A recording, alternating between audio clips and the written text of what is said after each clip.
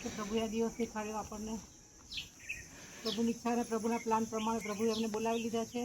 એટલા માટે મને બહુ પ્રભુએ શાંતિ આપી છે, દિલાસો આપ્યો છે કે જે એક્સપ્રેસ થયો નથી. એટલા જ માટે મારી આંખમાંના આંસુ નીકળતા નથી અને ઈશ્વરની કૃપા મારી પર પુષ્કળ છે.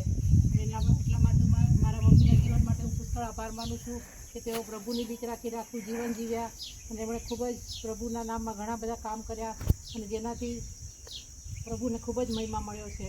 મારા મમ્મી સાથે હું ગયું આખું વર્ષ રહી અને ત્યારે પ્રભુએ મને એક વચન એમની માટે આપેલું જે હું શેર કરવા માગું છું આજે.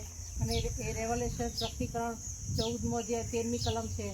અને એ વચન જાણે કે પ્રભુએ પ્રકટીકરણ તરીકે મને આપ્યું.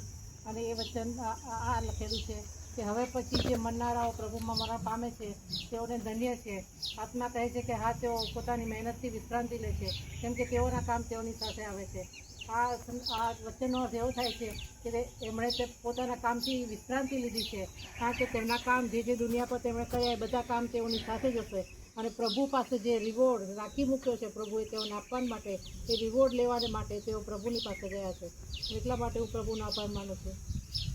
હમણાં 3-4 દિવસ પહેલાં જ્યારે મારા મમ્મી બીમાર થયા ત્યારે ઈશ્વરે બીજું એક મને ભજન સંગ્રહમાં એક ગીત છે એની કડી ઈશ્વરે મને યાદ કરાવી અને મને એમાં એ કડી આવી રીતની છે.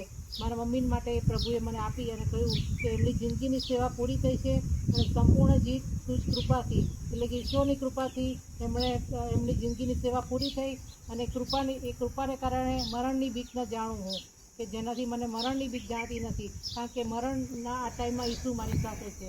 અને આ ગુજરાતી ભજન સંગ્રહની એક કડી છે. અને આ કડી હું ટચમાં પણ નહોતી અને કોઈ દિવસ ગાતી પણ નથી, પણ ઘણા બધા વર્ષો પહેલાં આ ગીત મેં સાંભળેલું મારા કાનથી અને ઈશ્વરે મને એ યાદ કરાવ્યું. અને એ એમની સાક્ષી પ્રભુએ એમની માટે કે જાણે કે સાક્ષી પૂરી પવિત્ર આત્માએ કે પ્રભુ એમની સાથે છે અને એમની જીવનની દોડ પૂરી થઈ છે. એટલા માટે આપણે આ સમયે પ્રભુનો આભાર માનીએ છીએ એમના જીવનને માટે, એમની સાક્ષીને માટે.